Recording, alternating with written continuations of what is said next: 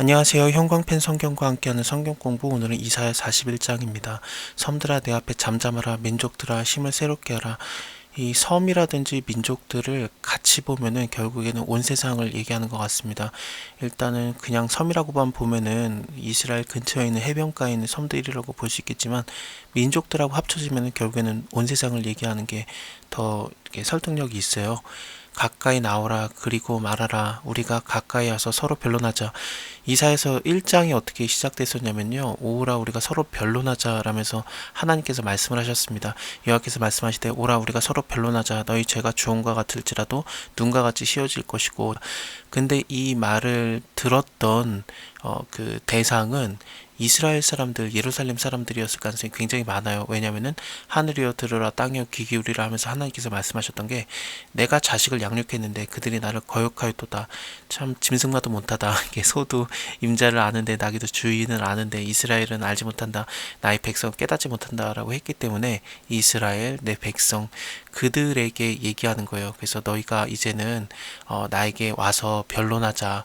그러면은 너희 죄가 주홍과 같을지라도 눈과 같이 휘어질 것이다 라고 하나님께서 말씀을 하셨는데, 근데 41장에서는 단지 예루살렘이라든지 이스라엘을 향한 그런 말씀이라기보다는 온 세계를 향한 말씀이죠. 그래서 너희가 나에게 오라, 우리가 서로 변론하자. 이 변론하다라는 게 재판하다 뭐 그런 거랑도 관련이 있어요. 그래서 조목조목 네가 말하고 싶은 거 얘기해봐라. 그래서 진짜 뭐가 옳은지 서로 얘기를 해보자 라는 그런 뉘앙스입니다. 누가 동방에서 사람을 일으키며 의로 불러서 자기 발 앞에 이르게 하였느뇨. 열국으로 그 앞에 굴복하게 하며. 이 동방에서 일어난 사람, 이 사람은 고레스가 아닐까라고 생각이 돼요. 일단은 25절을 보면은 같은 장입니다. 거기서 내가 한 사람을 불러 일으켜서 북방에서 오게 하며 내 이름을 부르는 자를 해돋는 곳에서 오게 하겠다. 그래서 해돋는 곳이면은 동쪽이잖아요. 동방에서 오는 건데, 그가 와가지고 이제 방백들을 회 산물 같이 뭐 토기장의 진액을 밟는 것 같이 밟을 것이다라고 했기 때문에 좀 이렇게 정복자가 오는 거예요. 그리고 44장을 보면은 이게 비슷한 내용이 하나 더 나옵니다. 44장 26절부터 내 종의 말에 응하게 하며 내 사자의 모략을 성취하게 하며 예루살렘에 대하여는 이르기를 거기 사람을 살게 하라 하며 유다 성읍들에 대해서 이르기를 중건할 것이라 내가 그 황폐한 곳을 복구하리라 하며 깊은 곳에 대하여서 이르기를 마르라 내가 너의 강물을 마르게 하리라. 고레스에 대한 얘기예요. 고레스에 대해서 이르기를 그는 나의 목자라. 고레스 왕 원년 때 예루살렘 성전을 회복하라고 이 조서를 보내고 이제 1차 포로 귀환을 허락을 하거든요. 그래서 그 너의 기초가 세움이 될 것이다. 예루살렘이 다시 중건되는 거. 그걸 얘기하는 건데, 나 여호와는 나의 기름 받은 고레스의 오른손을 잡고 열국으로 그 앞에 항복하게 할 것이다 라고 했기 때문에, 고레스는 하나님께 기름 부음 받은 자로서 사용이 되는 겁니다. 고레스가 하나님을 믿었느냐 안 믿었느냐라는 것은 둘째 문제고, 어쨌든 하나님께서 고레스를 사용한 거예요. 또한 46장 11절을 보면은 그 내가 동방에서 독수리를 부르며 먼 나라에서 나의 모략을 이룰 사람을 부를 것이다. 내가 말하였은즉 정령 이룰 것이다. 경영하였은즉 정령 행하리라라고 하면서 동방에서 오는 거 또 얘기가 나오지 않습니까? 그래서 고레스 왕을 얘기하는 게 아닐까라고 굉장히 강하게 추측이 되는데, 뭐 그럴 수도 있겠습니다만 좀 더 큰 의미로 메시아적인 그런 약속 같은 것도 느껴져요. 그래서 이 사람이 와서 모든 열국을 그 앞에 굴복하게 하는, 그래서 그 왕들을 치려하는 그런 모습들도 있고요. 그리고 또 그들로 그의 칼에 티끌 같게 그의 활에 풀리는 촉에 같게 지푸라기 같게 하리라. 이것은 하나님께서 하셨던 내용들이거든요. 좀 더 보면은 그가 그들을 쫓아내며 그 발로 가보지 못한 길을 안전히 지났으며 이 일을 누가 행하였느냐, 누가 이루었느냐, 누가 태초부터 만대를 명정하였느냐, 나 여호와라. 이거는 그 40장 23절에서 저번에 나왔던 대로 귀인들을 패하며 세상의 사사들을 헛되게 하고 그들은 겨우 신기 없고 겨우 뿌리 없고 그 줄기가 겨우 땅에 뿌리를 박자 하나님의 부심을 받고 말라서 회오리 바람에 불려가는 그 지푸라기 같다라고 이게 나왔어요. 그래서 이런 지푸라기처럼 날리는, 초계처럼 날리는 이런 모습들이 하나님께서 하실 것이라는 일들인데, 이 고레스를 사용해서 하시는 것 같은 느낌이 있습니다. 그리고 또 메시아의 모습도 있는 거죠. 고레스가 메시아라는 게 아니라 고레스가 성전을 재건하는 거라든지 아니면 열방들 모든 왕들을 진멸시키는 행위를 한다라든지, 그런 것들이 메시아가 앞으로 하실 일들을 좀 그림자처럼 보여주는 거를 하는 겁니다.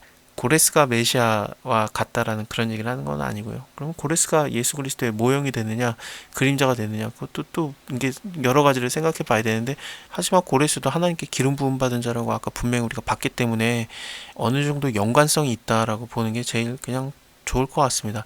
이 일을 누가 행하였느냐, 누가 이루었느냐, 누가 태초부터 만대를 명정하였느냐, 나 여호와라. 태초에도 나고 나중에 있을 자에게도 내가 곧 그니라. 섬들이 보고 두려워하며 땅끝이 무서워서 떨며 함께 모여와서 각기 이웃을 도우며 그 형제에게 이르기를 너는 담대하라 하고, 우상들을 만들어요. 목공 금장색을 장려하고, 이게 격려한다는데, 또 마치로 고르게 하는 자는 매질꾼을 장려한다. 이 마치라는 거는 망치라는 단어랑 같다라고 생각하면 될 것 같습니다. 매질꾼을 격려해서 가로되 땜이 잘 된다. 이게 땜질을 하는 자를 격려하는 거죠. 못을 단단히 막아 우상을 흔들리지 않게 하는도다. 저번에 40장에서도 우상 만드는 게 나왔었어요. 그래서 우상은 장인이 부어 만들었고 장색이 금으로 입혔으며 또 위하여 은사슬을 만들었느니라. 궁핍하여서 이것들 드리지 못하는 자는 썩지 않는 나무를 택하고 공교한 장인을 구해서 우상을 만들어서 흔들리지 않도록 세우느니라.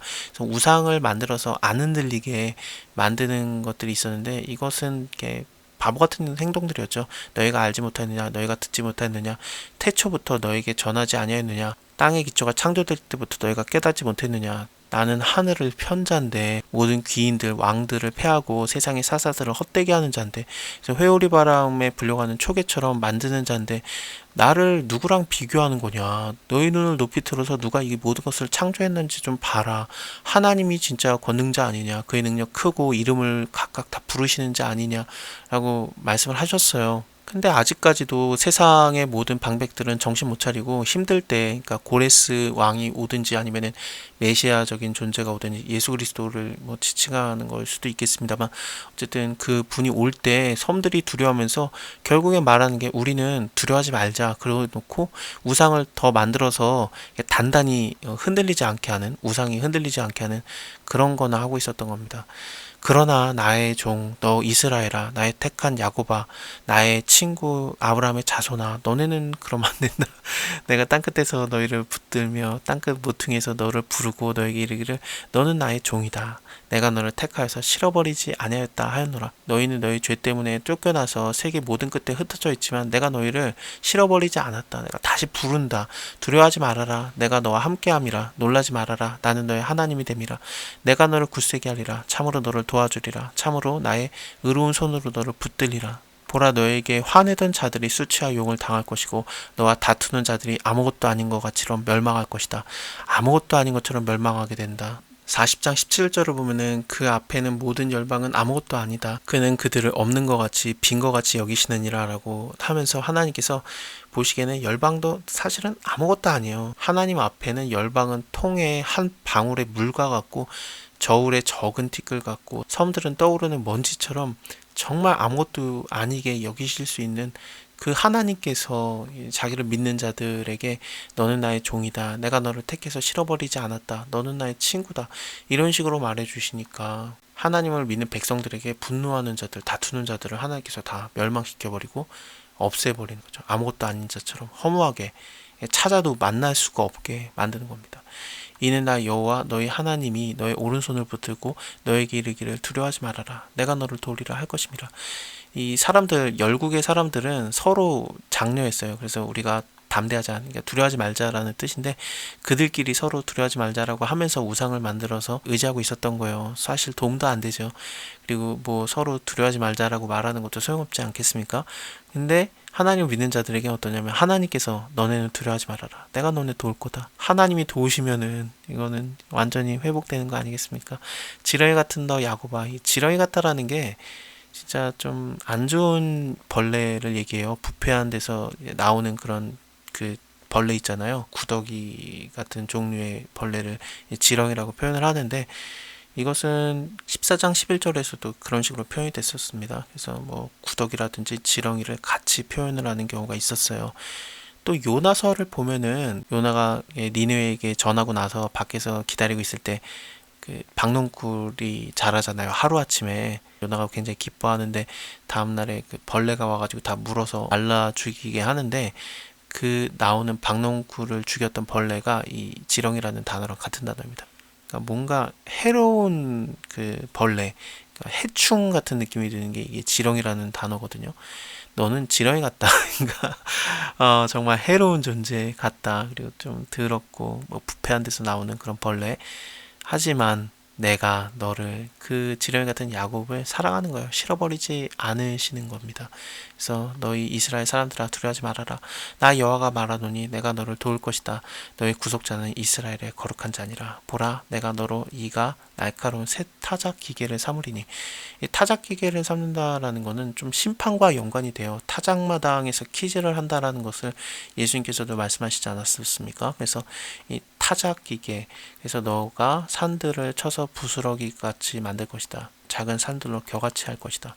그래서 이 열방을 이렇게 심판하고 다니는 듯한 그런 느낌이 있는 거죠. 네가 그것을 까부른즉 바람이 그것을 날리겠고 회리 바람이 그것을 흩어버릴 것이로되 너는 여호와로 인해서 즐거워하겠고 이스라엘의 거룩한 자로 인해서 자랑하리로다. 마치 열국을 치는 권세, 하나님의 권세를, 하나님의 부심을 받아서 말라서 회오리 바람에 이렇게 불려가는 초계같이 된다라는 게 분명히 하나님께서 하시는 행동들이었는데, 마치 그 믿는 자들이 이 권세를 받는 듯한 그런 느낌도 있고 그렇습니다.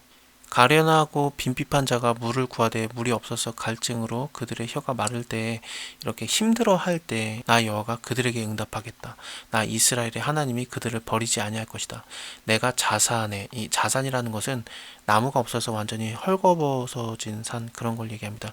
그 산에 강을 열며 골짜기 가운데 샘이 나게 하며 광야로 못이 되게 하며 마른 땅으로 샘의 근원이 되게 할 것이다. 내가 광야에 있는 백향목과 시띠나무와 화석류와 들감람 나무를 심고 사막에는 잣나무와 소나무와 황양목을 함께 거두리니 우리가 그것을 보고 여호와의 손이 지은 바요 이스라엘의 거룩한 자가 창조한 바인 줄 알며 헤아리며 깨달으리라. 이런 그 물이 없을 때 그들을 위해서, 가련하고 빈핍한 자들이 혀가 마를 때 그들을 위해서 하나님께서 이 마른 땅, 그 광야라든지 그런 데서 물이 나게 하시고 나무들이 자라게 할 거라고 하시는데, 35장에서도 같은 내용이 있었어요. 광야와 메마른 땅이 기뻐하며 사막이 백합화같이 피며 즐거워한다. 그래서 이런 꽃이 피고, 그리고 레바논의 영광, 나무들을 얘기하거든요. 레바논이라든지 갈멜은 나무로 유명한 지역들입니다. 이 아름다움을 얻을 것이다. 그들이 여호와의 영광 곧 우리 하나님의 아름다움을 보리로다. 또 뜨거운 사막이 변해서 못이 된다라든지 광야에서 물이 솟는다라든지 사막에서 시내가 흐를 것임이라. 메마른 땅이 변해서 원천이 될 것이다. 그래서 풀과 갈대들이 나는 것들, 그런 그 회복의 날을 하나님께서 약속을 하셨는데 41장에서도 한 번 더 좀 자세하게 이런 회복의 날들을 얘기하십니다. 가련하고 빈핍한 자가 물을 구하는 그런 상황에서 물이 없어서 갈증할 때 하나님께서 그들을 위해서 응답하시는 겁니다. 예수님께서 누구든지 목마르거든 내게 가서 마셔라 그러면은 그에 비해서 생수강이 흘러나리라. 그 생수는 곧 성령이다라고 요한복음에 나오는데, 이런 말씀들이 예수님을 향한 말씀들입니다. 나 여호와가 말하노니 너희 우상들은 소송을 일으켜라. 소송을 일으키다라는 게 정확하게는 너희 건을 한번 대어보라. 니네가 말하고 싶은 게 뭐냐, 니네 스스로 한번 증명해봐라. 야곱의 왕이 말하노니 너희는 확실한 증거를 보이라. 우상들이 말을 해봤자, 뭐 건을 내봤자 할 게 뭐 있겠습니까? 아무것도 못해요. 능력이 없기 때문에. 장차 당할 일을 우리에게 진술하라. 그러니까 미래일이 되겠습니다. 당할 일, 뭐 미래사, 장래사, 후래사 마찬가지인데, 또 이전에 어떠한 것도 한번 얘기해봐라. 이거는 전에 있었던 일이죠.